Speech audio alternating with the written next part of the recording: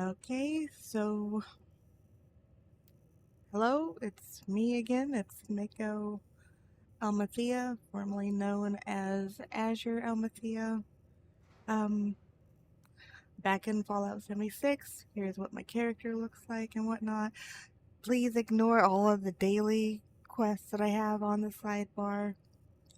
Um, so this is going to be a hopefully short, but probably not short, follow-up to my previous video, the one previous video. I will put a link to the previous video in the description box. Hopefully I will remember to put a link to it. My brain has been all over the place, and for those that understand and know the situation that came about 2 weeks ago, I think I hope people will understand that my brain has been all over the place here and there and whatnot. Um, Sometimes I'm having good days, and sometimes, good days, good days as in, sometimes I can actually distract myself with humor by making other people laugh, and that in turn helps me laugh. And um so I so yeah, like I said, sometimes I have good days, sometimes I have bad days, sometimes I can be doing something and the thought and feelings and emotions will hit me, and then sometimes again I'll be okay. Last night was an okay-ish day where the sadness wasn't hitting me so hard, and I was able to distract myself at least to help people laugh, make myself laugh. Also, I had therapy for the first time in a couple of months with a new therapist and whatnot to do weekly sessions basically, and I'm a little nervous about that because I'm not used to talking to a therapist every week.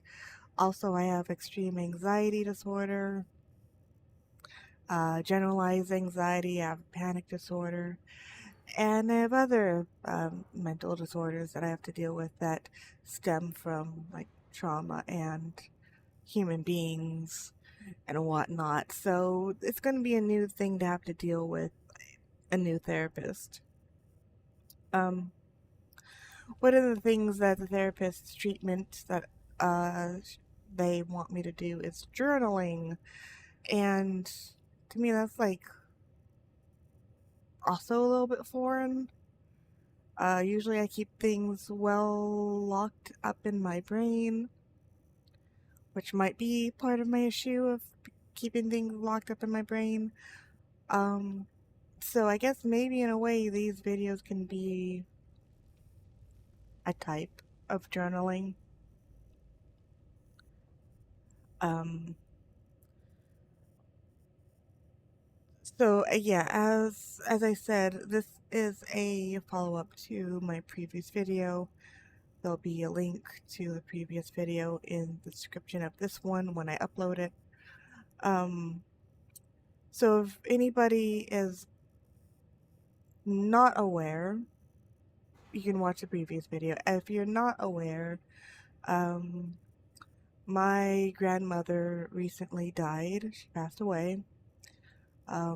She was a racist, abusive person, and one of my concerns was how my mom would react to said news that her mother has passed away. And like I said in the previous video, the reason why I was concerned about that was because my mom had a heart attack and then strokes last year, and the strokes also impaired some of her cognitive abilities, and she's also um, on the cusp of having dementia herself. So she doesn't quite understand some things when you speak to her. Um, like I've said before, she calls me other people's names, but she can recognize my face basically.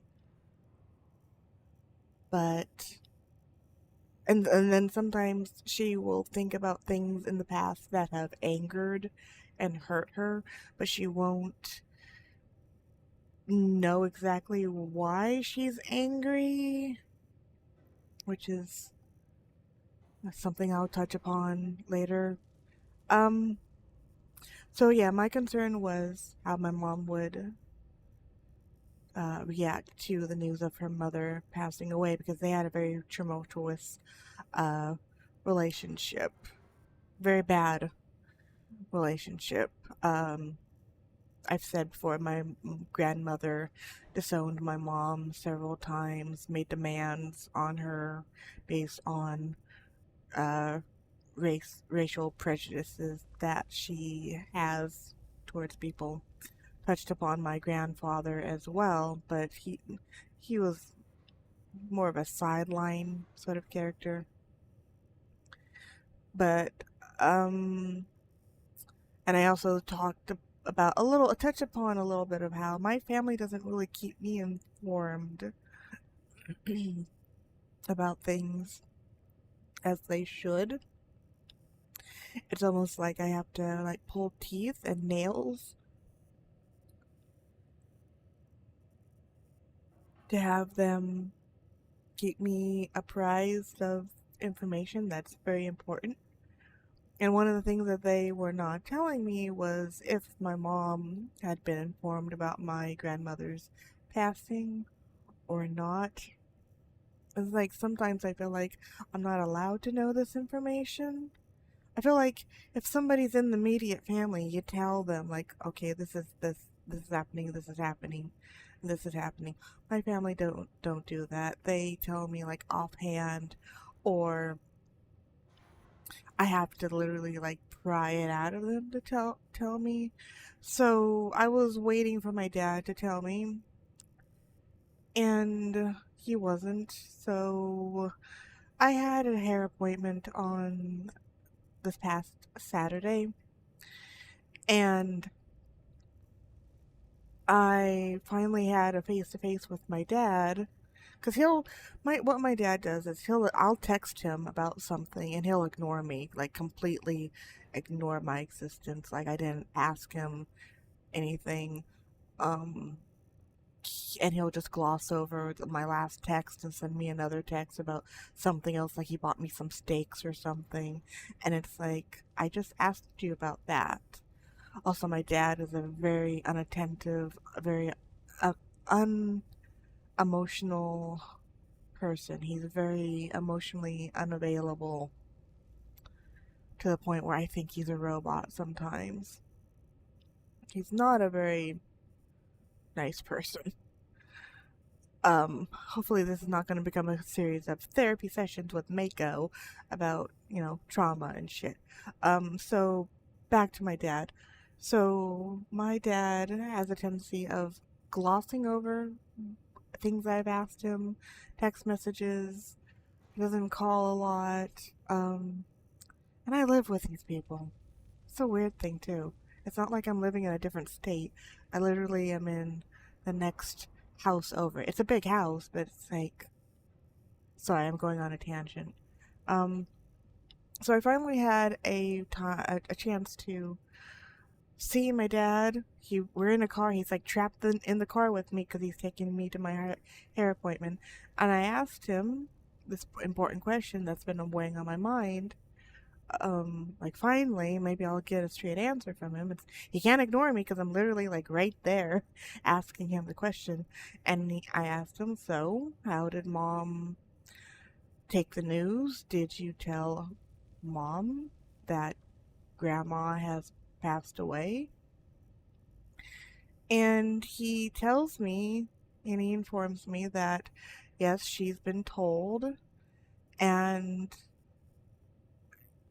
again, it's like I have to like pull teeth and nails to get information. So my next question is what's been really weighing on my mind. The other question, well, how did she take it? How is she doing? How did she take it? And he says to me, this is what he says. He says to me, "Oh, she said, oh, that's sad. That's oh, that's sad. That's I'm sorry to hear that. That's sad."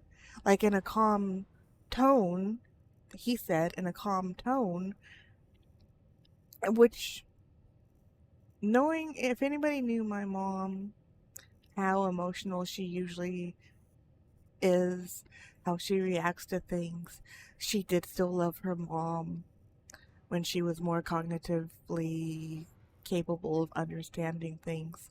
She that's that's not the reaction that I expected from my mom, and it's still an alarming reaction to me knowing how she is. And I asked my dad, did she tear up at all? That's it. She just said that's sad. And he said, yeah, that's what she said. And he said that he did. He thinks that she did tear up. So I'm like, you don't know for sure? He's like, no, I don't know for sure. But he said he's sure that she teared up a little bit. But then she moved on very quickly to something else. Like, I don't want to be funny and make a joke about this kind of thing because it's not funny.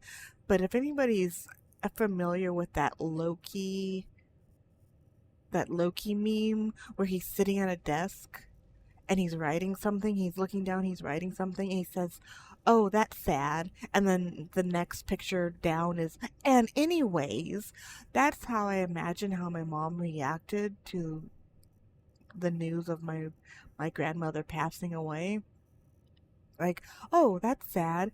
Anyways, like, give me my fruit cup or something." Like, that's the way my dad conveyed to me her reaction. And I was expecting her to be more sad, take it more in a devastated, tearful way, like to really hit her hard about this news. And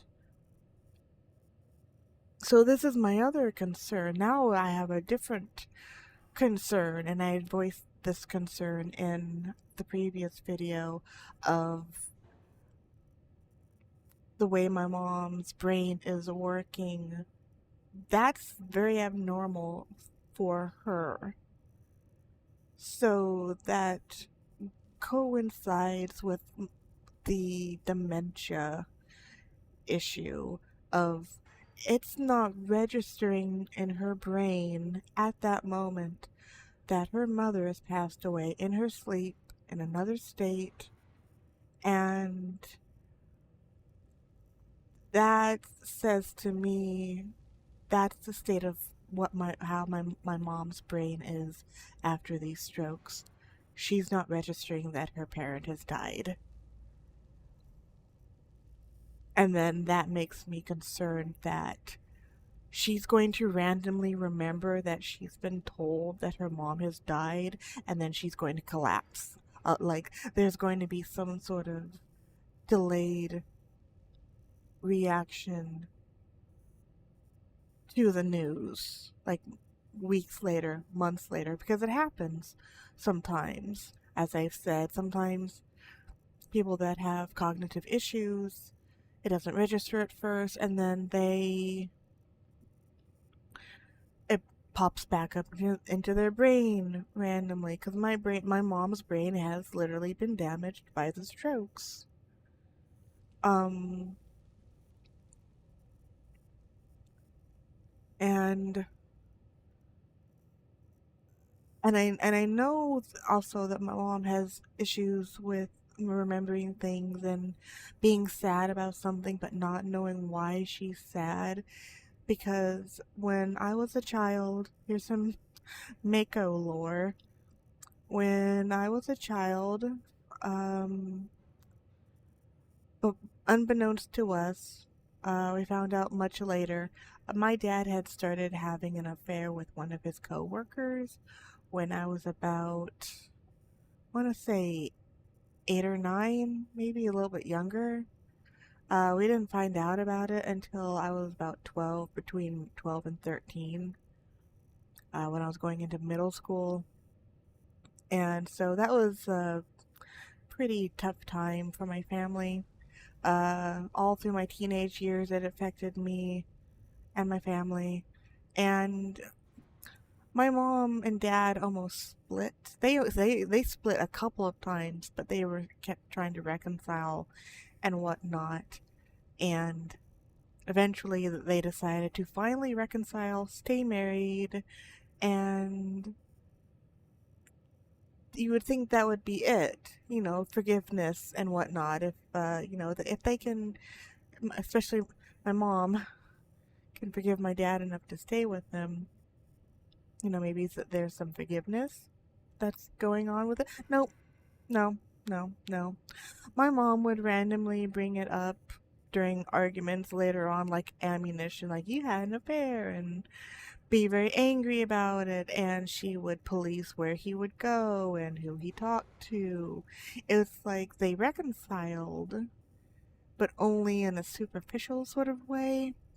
And it still affected my mom mentally and emotionally, which, not dogging on my mom for having those reactions, he broke my mom's trust. He broke my trust, my siblings' trust.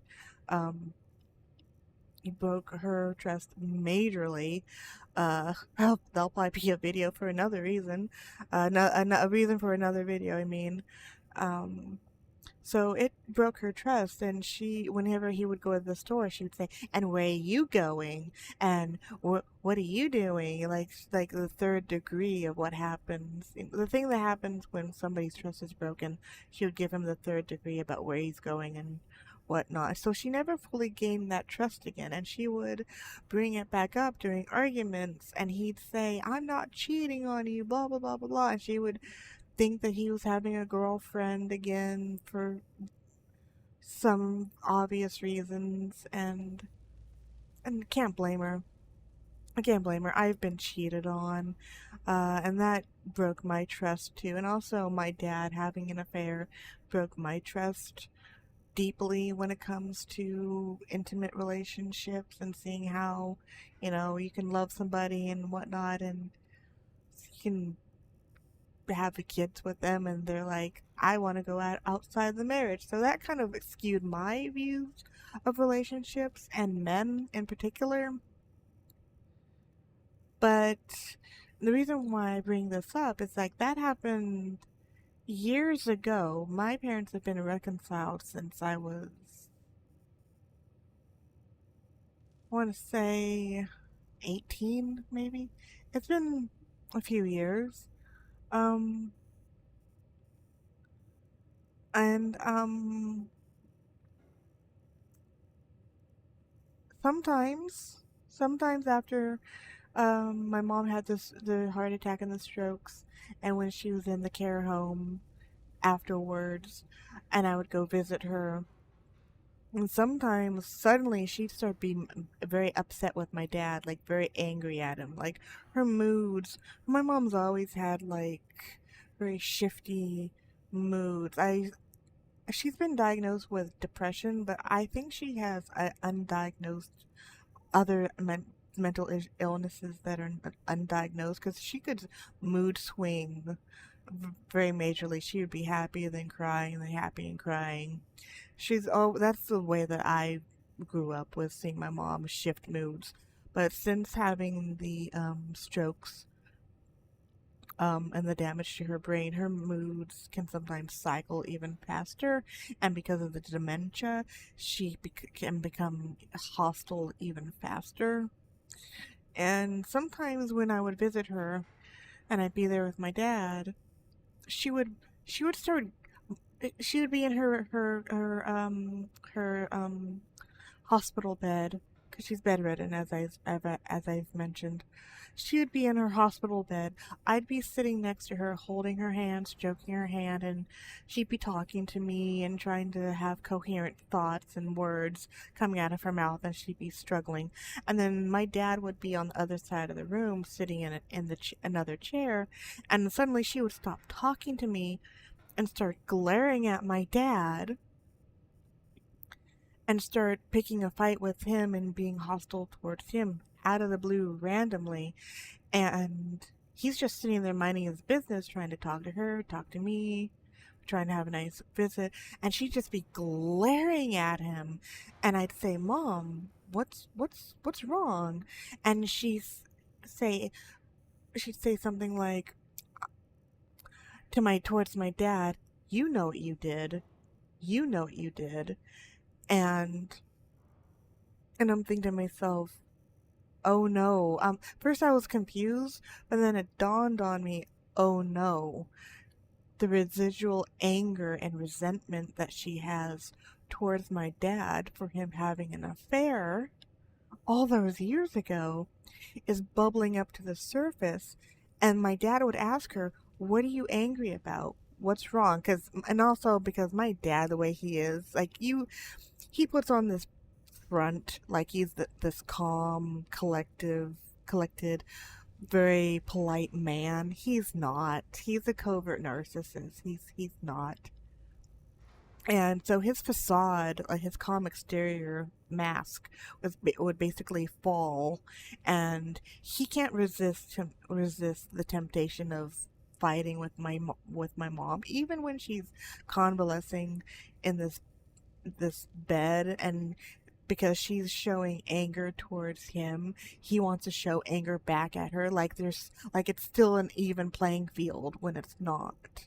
So I'm sitting there in the middle of my parents having flashbacks of, oh no, they're gonna start a fight again, but this time my mom's convalescing and disabled mentally, more disabled mentally and disabled physically as well, and he's not being empathetic to the fact that she's not all the way there, and he's gonna pick up the fight that she's putting down right now, instead of realizing that this anger is coming out of nowhere because her brain is literally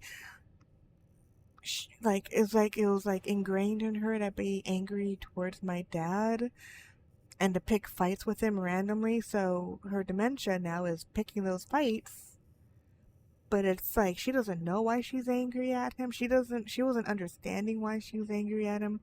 My dad would ask her, what are you angry at? What's wrong? And she could not verbalize why she's angry at my dad. And I would ask her, like, Mom, why are you angry? And she'd say, I don't know, but you know what you did, like just staring at my dad. So that's why I'm concerned that she's going to have a delayed reaction.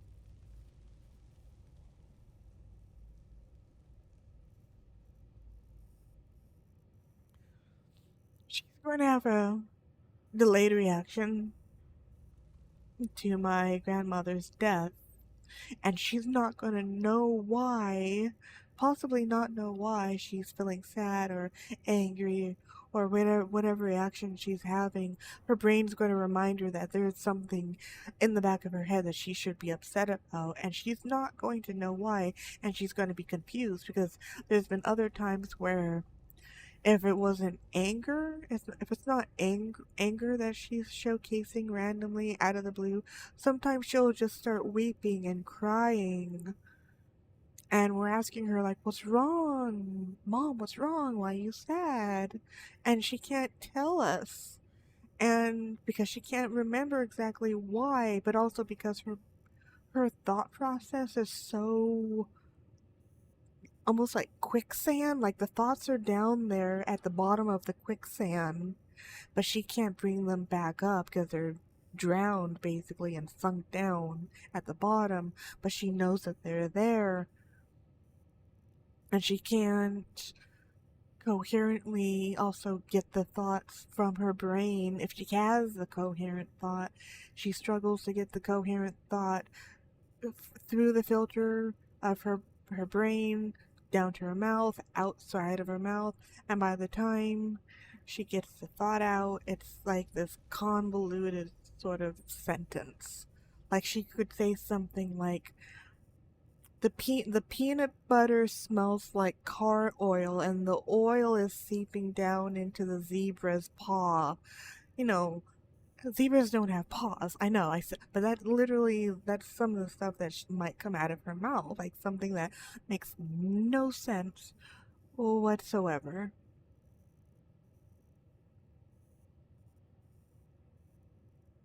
So I'm glad that she didn't have a overly emotional reaction to the news about my grandmother passing away, but it doesn't alleviate the worry of the other reaction that I have, the other worry that I have, and what other reactions might bubble up as time goes by because of like I said, the example of my dad's affair, other things that have happened in her life that she's remembering, the emotions surrounding situations, but she doesn't know why she's having the emotional reaction. And I don't know how to convey my own emotions and feelings about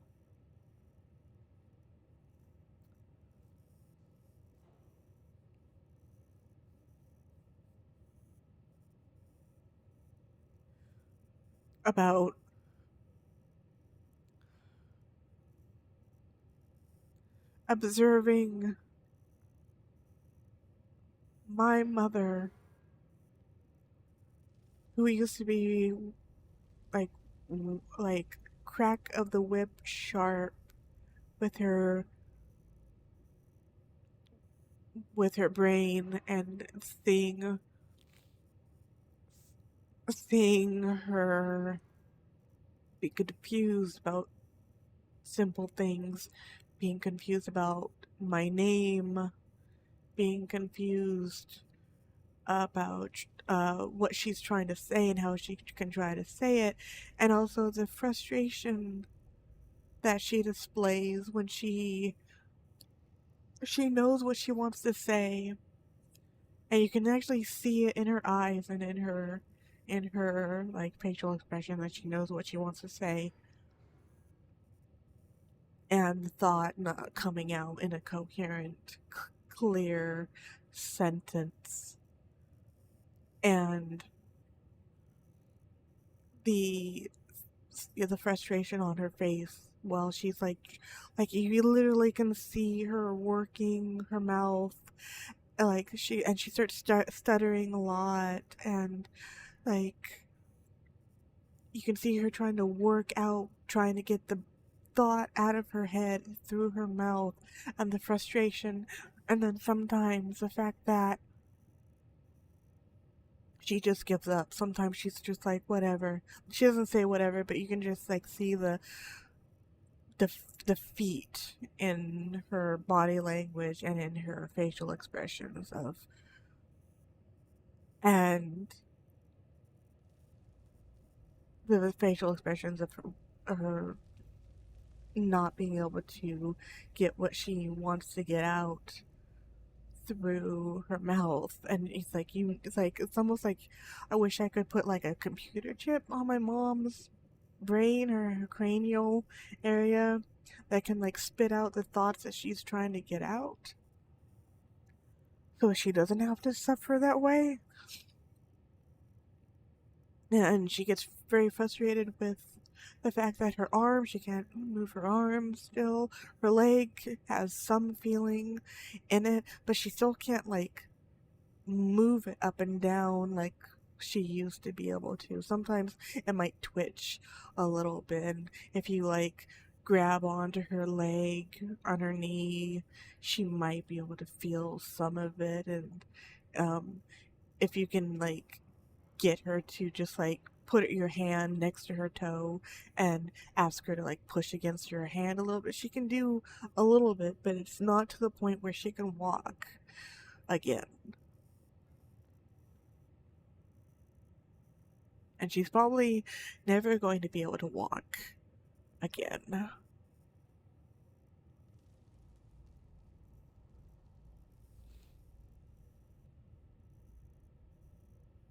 So I'm worried about my mom.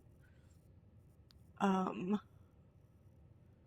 and so this is something that I've been dealing with also for the last year or so. The situation with my mom, and now the situation with my grandmother dying. Racist as she was, like I've said, I'm sad that she died, and I'm sad that she died alone in another state. No matter like what she did to me and my family and my mom. And I wish there was more I could do for my mom. And there's also, conflicting emotions that I have towards my mom because my grandmother traumatized her, and then my own mother traumatized me. And having to be the kind of person that I am to analyze, I compartmentalize situations and my emotions. Like my logical side is over here, my emotional side is over here, and I'm feeling this and this and this. But then I understand generational trauma of what happened to my grandmother from her parents, what her parents did, what their parents did to them, like how it's trickled down from them to my grandmother to me and to my siblings, and having to work at breaking that generational trauma, not being the examples that I've been shown throughout my life. People ask me, how did you get to be the kind of person you are? And I'm like, well, I kind of observed the way people were acting in my surroundings and in my environment, and I learned how not to be that way by not liking um, how they behaved and trying to be the opposite of that. But so I have my own traumas and my own hang-ups, and some of the things that I do to try to deal with what I struggle with is humor as a coping mechanism.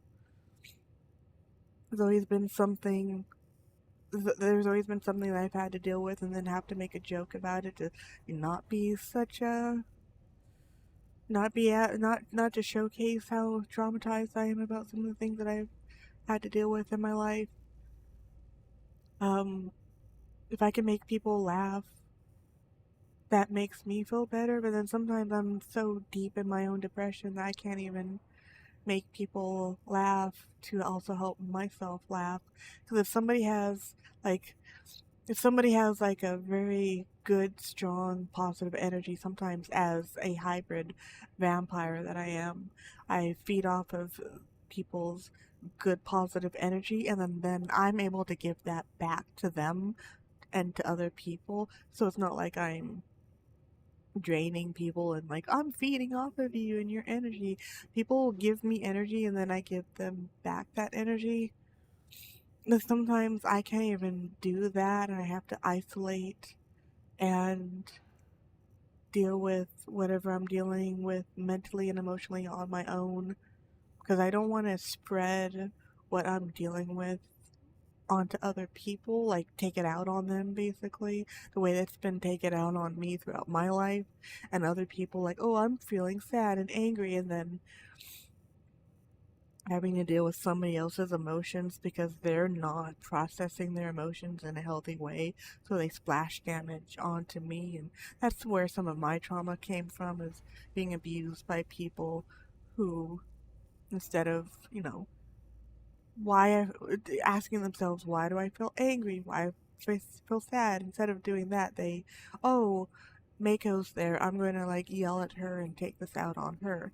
So, because I grew up that way, I try not to be that way because I know how it makes me feel to have people treat me like shit. So, when I'm in a certain spot, I try not to treat people like shit. So I isolate. So when people are like, where did Mako go and why is she hot and cold and scarce and here and there? It's like, I'm struggling not to burden other people with what I'm going through and dealing with.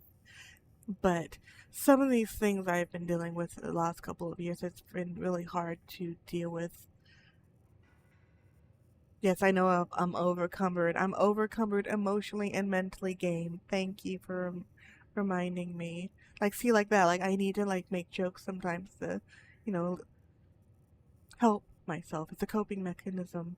Um, so I know that I've been, like, here and there. Sometimes I'm active around people and sometimes I'm not. Sometimes I'm joking. Like last night, I was able to be jokey and make humor with people and feed off of people's positive energy and give the positive energy. But today has been one of those days where my mood is very low, my energy is very low, my social spoons are very low, and I'm trying hard not to isolate myself too much because sometimes isolating myself doesn't do as good for me as I believe that it is. It just isolates me, and I'm just, sitting in my room crying to myself and whatnot. But also, I don't want to cry in front of people, and I don't like being vulnerable because I've had people in the past take advantage of my vulnerability, whether it be with family members, friends, romantic partners, and whatnot. So, this is, I've gone off topic, but I would I hope that people can understand me a little bit better and why I am the way I am, why I might be a little bit aloof, why I might be a little sometimes happy, sometimes sad. I struggle with depression, I struggle with complex PTSD, and definitely I would say the situation with my mom has been another complicated, conflicting situation with her because she and I have not had a good relationship. It's almost like dealing with my grandmother. Like my grandmother was abusive and racist, so I've had to deal with that. But it's also conflicting feelings with her being dead now and wanting her to at least try to be a better person before she died because like I said before many times, people will probably get sick of me saying this, but I literally I am an INFJ and I'm an advocate for mental health and advocacy of for people to better themselves in some way. It doesn't have to be like a grand gesture of improving yourself, but I feel like as long as you're on this planet, there is some way that you can improve yourself. As long as you're alive, you can improve yourself. And my grandmother didn't want to go into therapy. She would take her pills. She was on psychiatric medication, hardcore sleeping medications that make her drowsy, and she was always doped up and high. And she would use those as a crutch, but she wouldn't go to therapy and try to better herself. And she never apologized to my mom. She never apologized to me. She never apologized to my siblings. Um, because she just never thought that she did anything wrong. She was from, air quotes, that era where being racist was the norm. It was okay to be racist. But it's like, I've seen a lot of older people who were raised to be racist because my grandmother was raised to be racist, and then she, in turn, with my mother's biological father, they said racial slurs as well. So that was also kind of jarring to find out that my mother's biological father was also racist because he died at a young age. He died when she was 13 of a heart attack, which side note, this family of my mom's side of the family has a very long history of heart issues. So my grandfather died when he was 38 of a heart attack when my mom was 13. My aunt, her sister, died of a heart attack after surgery. My uncle has had to have a triple bypass on his heart. Um, My other aunt died, but she died of a blood clot, of a complication of a gastric bypass. And my cousin, who I mentioned in a previous video, died a week before my mom had her heart attack. My cousin had died of a heart attack. Um, um, Other family members have had heart issues. Um, and then my mom finally had a heart attack. So it was only a matter of time before she was going to have a heart attack. But a very long line of heart attack issues. That's just a side note. So getting back to my grandmother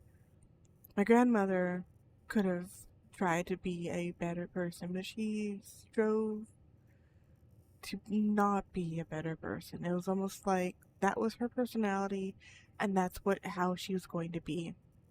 And in a similar fashion, that's the way my mom is. And my mom being who she is and how impactful she's been in my childhood and the trauma that I've had to carry.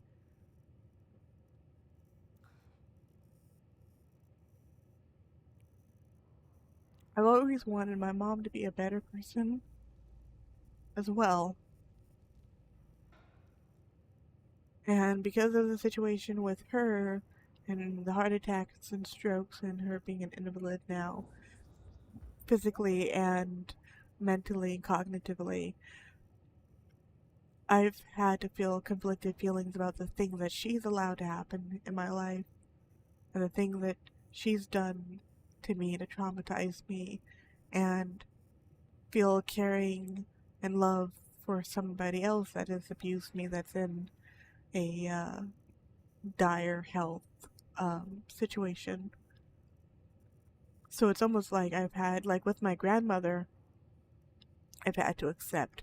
I had to accept how she is, and that eventually she's going to die, and she's just going to continue being the kind of person that she is, and she was till the very end. And it's sad that she didn't have a chance to be a better person. And in a way, my mom is a shell of her former self, and I don't feel like she's had an opportunity to improve herself, and because she can't, she's still alive, but she's not emotionally and mentally capable to do the work to be a better version of herself. She's almost like a stagnant sort of state until she passes away. So I have to deal with that and the conflicting feelings towards my mom and how her situation is not going to get better, and the only next step is her dying. And I worry about that.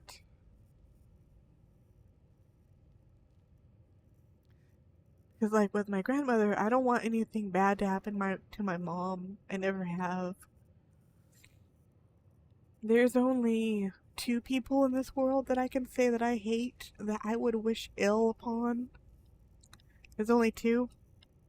With all the other people in my life who have traumatized me and hurt me in some way, there's only two that I hate.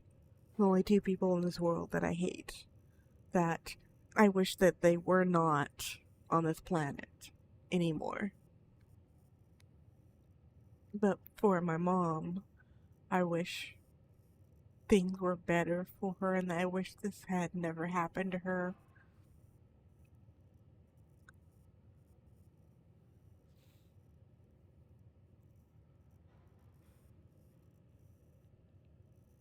So the worry doesn't stop, and the stress doesn't stop, and I already struggle with, like, my own anxieties and whatnot. I also struggle with dysautonomia, which is basically my nervous system is out of whack. My heart rate goes up when it shouldn't. My body is dysregulated. Um, if anybody is like, dysautonomia is like basically like it wreaks havoc upon your nervous system, and your nervous system is like it controls your breathing, it controls your body temperature, it controls your blood pressure, your heart rate. Like, here's an example. Like, sometimes I will be hot and cold at the same time. It's a weird sensation to have a fan blowing on you because you're hot, but you're also cold, so you're wearing like this big hoodie at the same time. I have heat intolerance, so it's like when it's hot, I don't just eat the summer, and when it's hot, I literally have heat intolerance where when it's too hot, it makes my heart rate go up. Um, Sweat too much because of it. A lot of brain fog.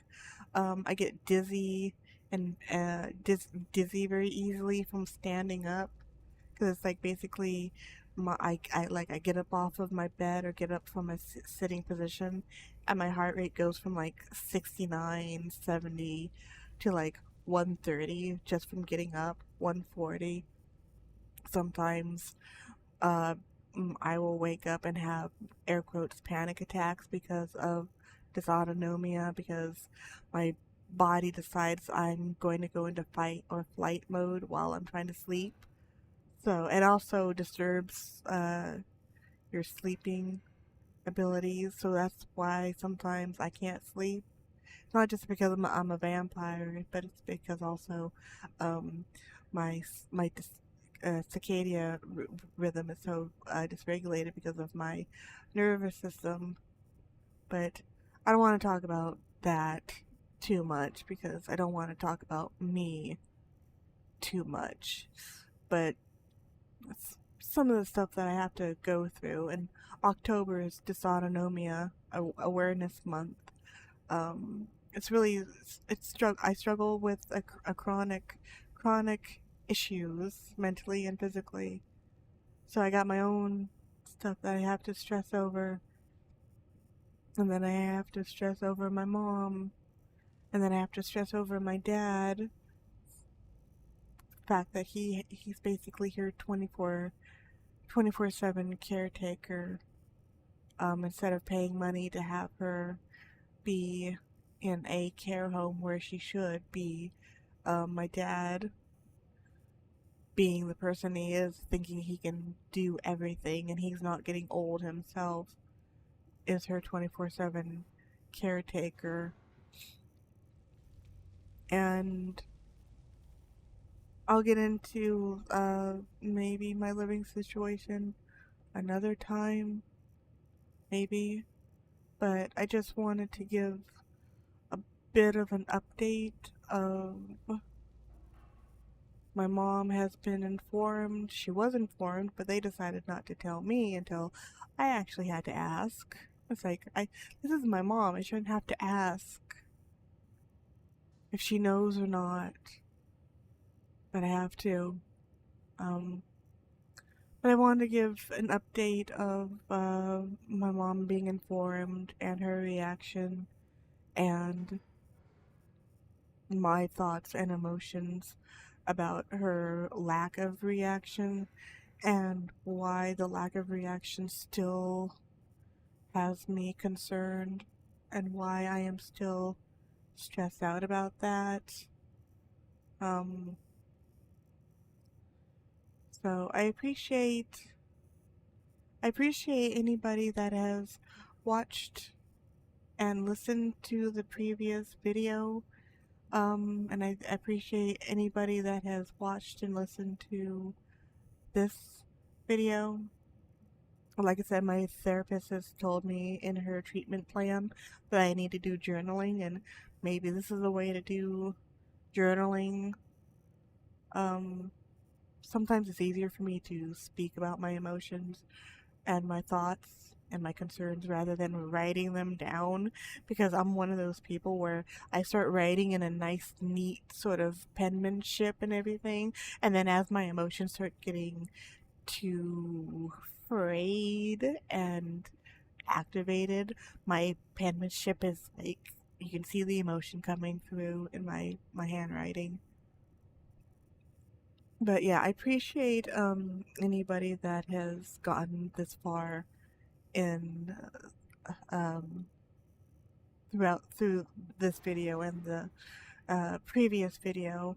I never mean to trauma dump or dump anything onto people, and it's also weird for me to be vulnerable to people. I'd rather people just see me as the hardcore vampire that makes jokes and teases people and tries to make people laugh. But, you know, I, Mako, I struggle with things like other sentient beings. I don't say human being, because I don't count myself as a human being, because I don't feel like I am one. I've never felt like I'm human, ever. But that's another story. Um, but I am a sentient being with emotions and concerns and strife and trauma and whatnot. And if I can have people, I don't really want sympathy and empathy is always appreciated, because I think that this world does not have enough sympathy and empathy for what people go through. I try to emulate empathy and sympathy for people and let people know that I do care about them, even if I don't explicitly say that I care about people. I do care about people. Can be frustrating and infuriating sometimes, but I want the best for people. Well, most people. Some people can suck it, but most people I feel deserve empathy and sympathy and understanding, and I always hope that I can get it back as well. I don't expect it. I hardly ever expect it, because that's just the way, the kind of life that I've lived. I've hardly ever received it back in a genuine fashion. Um, but if not empathy and sympathy, I would hope that people can understand me a little bit better. At least understand me a little bit better and know that um, I mean well, and I hope that people mean well towards me and can be genuine towards me the way I try to be genuine towards other people, and show that, you know, you, pe- people matter.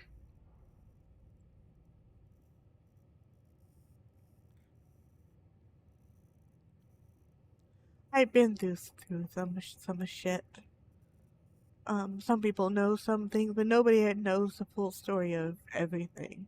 Um, that's why one of my favorite sayings to repeat to people is that you never know exactly what somebody is going through, so it's never a good idea to add add to the load that somebody else is carrying. You never know what load they're carrying, so don't add to their load. And I say that from personal experience of what I've gone through, and just a general belief that everybody's going through something, and we never fully know what that person is carrying mentally, emotionally, physically. Somebody could be smiling, but they might be smiling and laughing, but crying on the inside. You know, LOL, CI, laughing out loud, crying inside. So, I know that this started out as an update about my mom, but if this is going to be the last message, that a personal message that I put on my channel, and sometimes when I stream, I try to say this: be kind to people, because you never fully know what somebody's going through, like ever.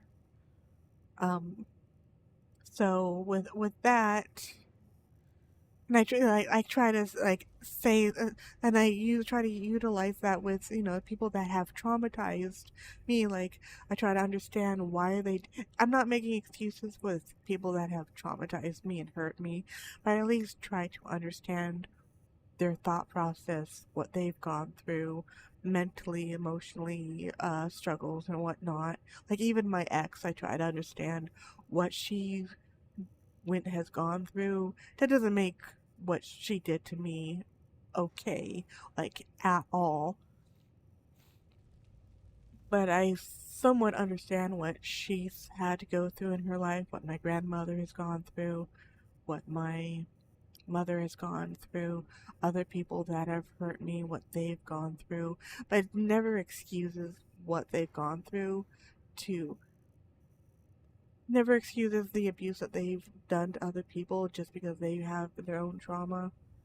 I reiterate the point: everybody has their own things to go through, but it definitely makes sense why people do the things that they do.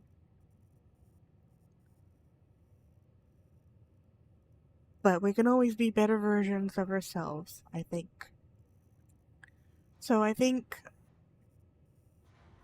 yeah, I think that's the way people should go through life. They should treat each other with kindness and understanding, and you don't have to make excuses for what people go through and what they're doing to other people.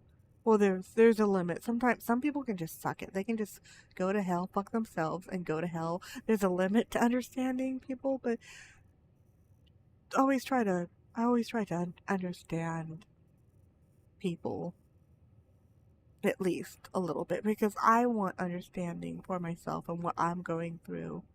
So I would only ask the same to be given to other people that I ask for myself. And again, you never know what somebody is going through.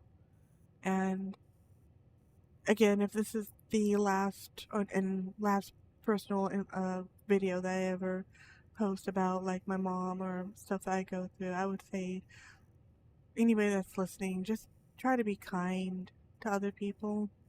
Also, try to be kind to yourself, because sometimes we are our worst enemy.